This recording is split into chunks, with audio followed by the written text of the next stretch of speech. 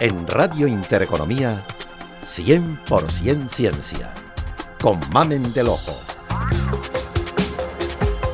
Hola, ¿qué tal? Comienza en estos momentos 100% ciencia. Un tercio de nuestra vida lo pasamos durmiendo, de media unos 23 años. Hoy, la ciencia del sueño. Morir. Dormir. Nada más. ¿Y si durmiendo terminaran las angustias y los 1000 ataques naturales, herencia de la carne? Sería una conclusión seriamente deseable. Morir. Dormir. Dormir, tal vez soñar. Sí, ese es el estorbo. Pues ¿qué podríamos soñar en nuestro sueño eterno, ya libres del agobio terrenal? Es una consideración que frena el juicio y da tan larga vida a la desgracia.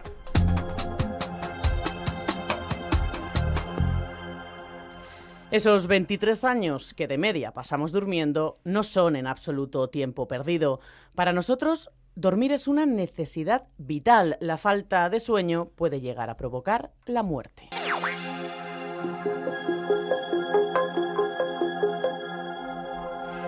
Mientras dormimos, nuestro cerebro experimenta cambios. Desde que nos metemos en la cama hasta que suena el despertador por la mañana, nuestro cerebro pasará por diferentes fases. Fase 1. Sueño ligero. Nos adormecemos. Es el momento en el que pasamos de estar despiertos a dormidos. Fase 2. Sueño real.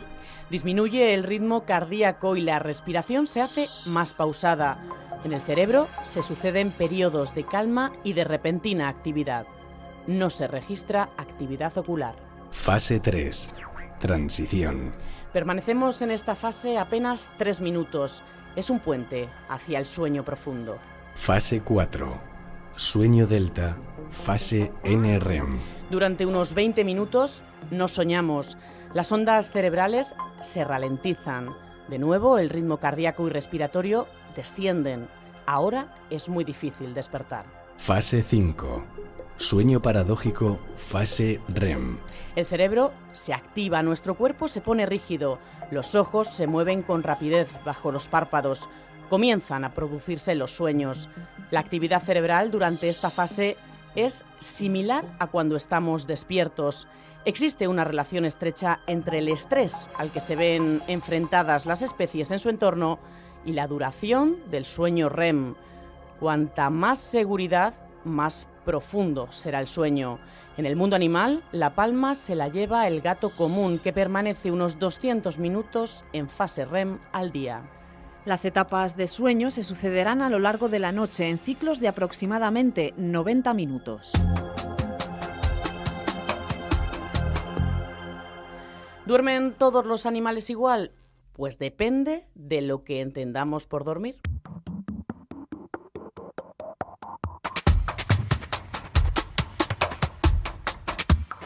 «100% interesante». Insectos y peces, más que dormir, lo que tienen son pequeños periodos de reposo. En el caso de las aves, está demostrado que también pasan por la fase de sueño profundo, pero ante la ausencia de un sueño prolongado, no tienen consecuencias y no necesitan reponer fuerzas.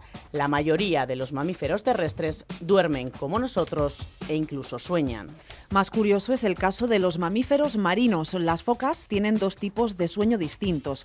Cuando se encuentran en tierra, el sueño es igual al del resto de mamíferos, pero en el agua, mientras duermen, una de las aletas está activa y se encarga de mantener la posición corporal, mientras que la otra está inactiva. Además, un ojo permanece abierto y el otro cerrado o semicerrado, como si una mitad del cerebro y del cuerpo estuvieran dormidos mientras la otra mitad permanece despierta. 100% curioso. El caso de los cetáceos es diferente. No existe diferencia entre la vigilia y el sueño. Los delfines pueden permanecer hasta 5 días en estado de vigilancia continua sin necesitar una recuperación posterior. Las crías de estos animales permanecen activas de forma continuada entre 4 y 6 semanas después de nacer.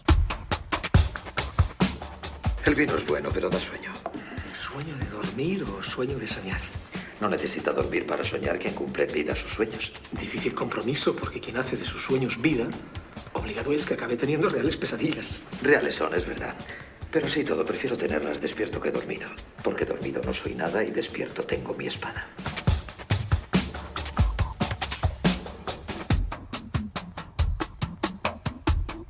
Todos los seres humanos, sin excepción, soñamos, recordemos o no al día siguiente, el contenido de nuestros sueños.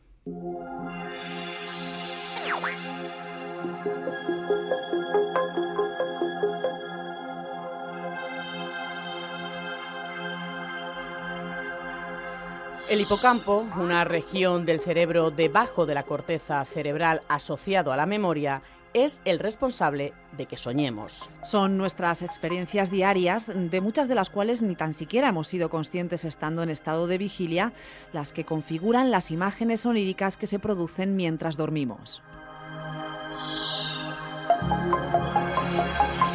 Una de las características de los sueños es que rara vez reflejan una experiencia completa. Tan solo nos muestran fragmentos segmentados de las experiencias vividas. Las relaciones entre elementos que generan los sueños aparentemente carecen de sentido lógico, pero según recientes investigaciones, los sueños no son azarosos y sin sentido, sino que ayudan a la memoria y a la creatividad. 100% ciencia. Dormir no es perder el tiempo, es una actividad esencial para el correcto funcionamiento del organismo, pero no siempre es posible dormir con normalidad. Son muchas las personas que por unas causas u otras no descansan con esta normalidad necesaria. En los próximos minutos charlamos con el doctor Diego García Borreguero. Él es neurólogo y director del Instituto del Sueño de Madrid y vamos a hablar sobre eso precisamente, sobre los trastornos del sueño. Buenas tardes. Hola, buenas tardes.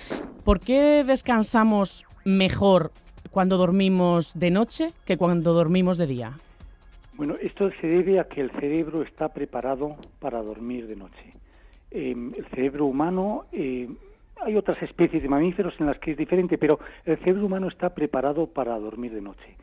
Existe una zona del cerebro que es que hace de reloj biológico, está situada en el núcleo supraquiasmático y hace un poco de director de orquesta de todas las diferentes funciones hormonales, de temperatura, metabólicas, etcétera, etcétera. Y las coordina de manera que estén, que tengan lugar, sus máximos de actividad tengan lugar durante el día, de tal manera que sea también más fácil la conciliación del sueño por la noche. El ser humano puede adaptarse a dormir durante el día, sin embargo, lo que lleva con mayor dificultad es el cambio constante de horarios de la noche al día. Ese cambio constante que se da en el mundo moderno en algunas profesiones, que se da sobre todo en todo lo que es el trabajo por turnos, con el tiempo, mientras el cerebro es joven, puede sobrellevarlo sin demasiado problema, pero según el cerebro va envejeciendo, el precio que se paga por ello y la dificultad de adaptación va siendo cada vez mayor. ¿Cómo sabe el cerebro de una persona ciega de nacimiento que debe dormir y que es de noche?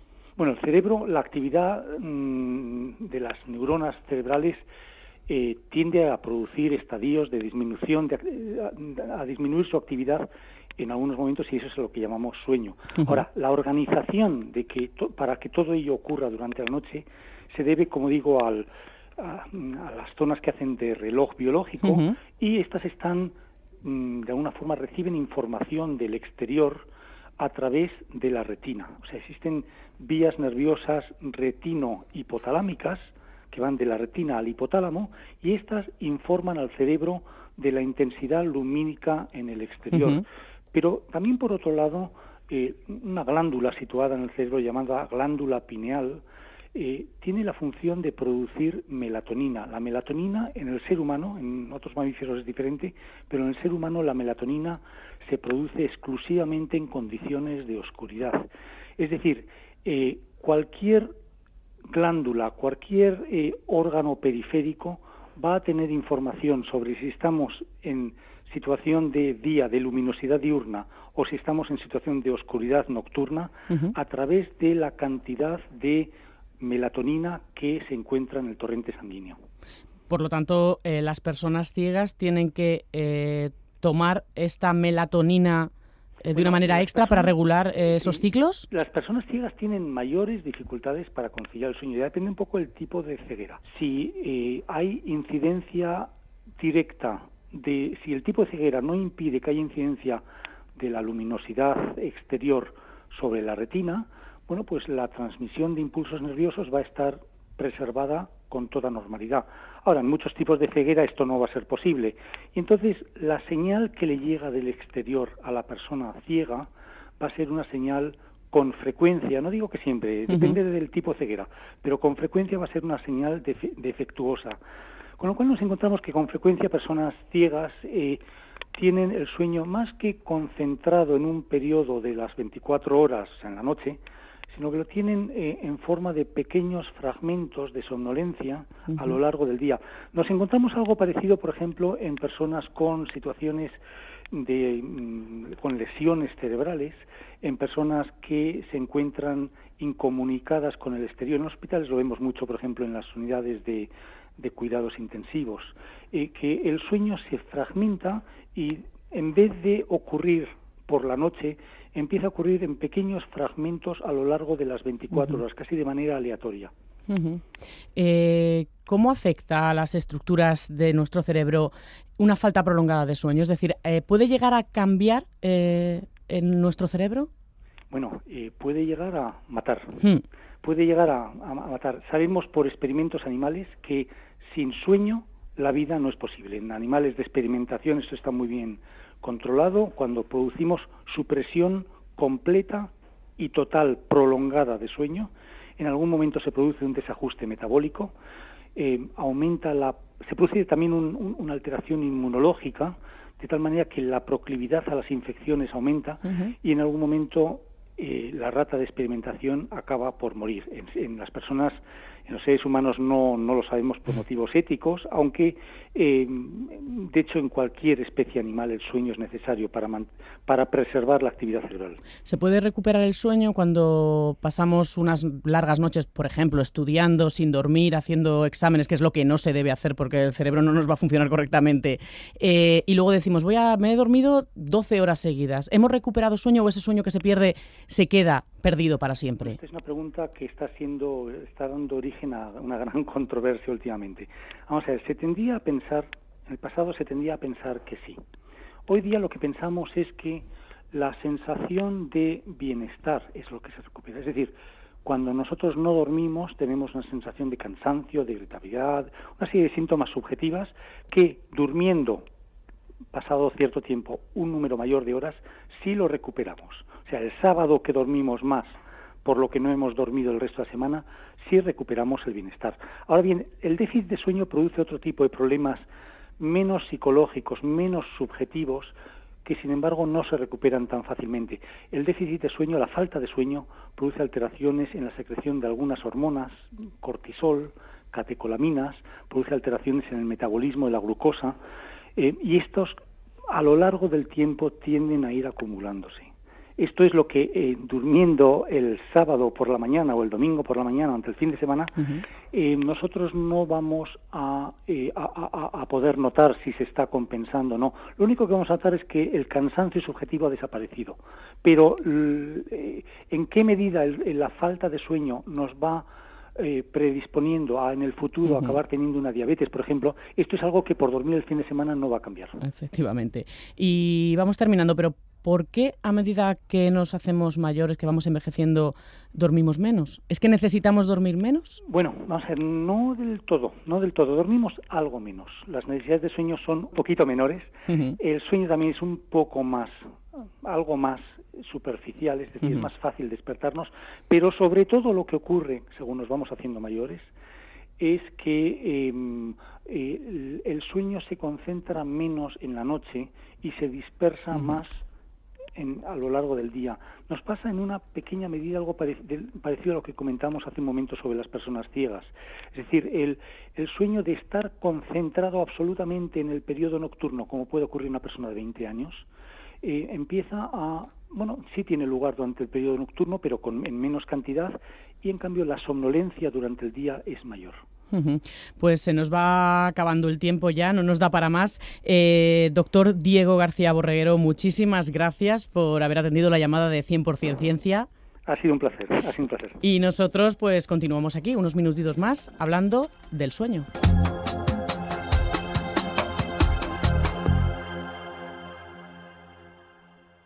Yo sueño que estoy aquí de estas prisiones cargado, y soñé que en otro estado más lisonjero me vi. ¿Qué es la vida? Un frenesí. ¿Qué es la vida? Una ilusión, una sombra, una ficción. Y el mayor bien es pequeño, que toda la vida es sueño, y los sueños, sueños son.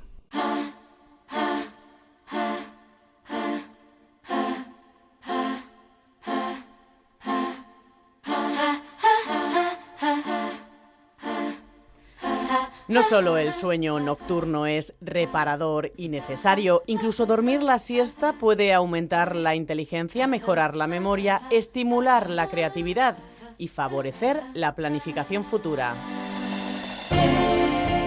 Denostada por varias culturas, la siesta, eso tan típico español, a lo que Camilo José Cela bautizó como el yoga español, se está extendiendo por todo el mundo. Esa sana costumbre que se practica por todo el planeta, sobre todo en los países situados por debajo del paralelo 39, va ganando adeptos día a día. Los viajeros europeos que exploraban Sudamérica durante los siglos XVI y XVII se mostraban sorprendidos por el paréntesis total de cualquier actividad humana que se producía durante 2 horas al comienzo de las tardes. Para ellos, la siesta era un hábito propio de pueblos holgazanes en unas tierras que permitían vivir generosamente de sus productos, sin muchas exigencias.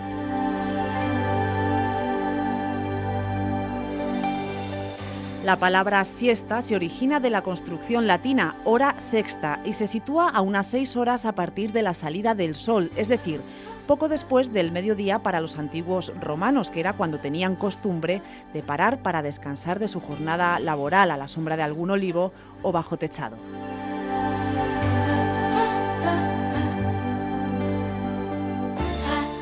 No vamos a hablar ahora de la cantidad de estudios que avalan la costumbre y lo beneficioso que es echarse la siesta. Podéis buscar por vuestro método enciclopédico favorito curiosidades como los libros El poder del sueño de James Maas y el bestseller El arte de la siesta de William Anthony, gran tratado recopilatorio de las bondades de esta costumbre para que se suban al carro todos los que forman parte de la cultura anglosajona. Personajes relevantes del mundo de la ciencia que practicaban la siesta fueron, entre otros, Albert Einstein, que la necesitaba para poner en orden sus pensamientos, Thomas Alva Edison, que aprovechaba para soñar la construcción de sus inventos, Brahms dormía encima de su piano mientras se inspiraba para sus composiciones, y Leonardo da Vinci no estaba para nadie durante la hora sexta. Dormir es necesario y soñar inevitable. Nuestra memoria y nuestra capacidad de aprendizaje depende del descanso que demos a nuestro cerebro.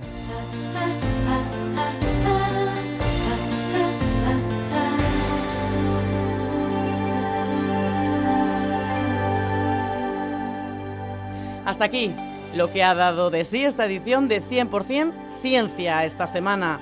Recuerda que tenemos una dirección de correo electrónico a tu disposición: ciencia@intereconomia.com, ciencia@intereconomia.com, y que por supuesto también puedes seguirnos en Twitter @100% ciencia, @100% ciencia. Volvemos la semana que viene con más temas sin duda interesantes. Adiós.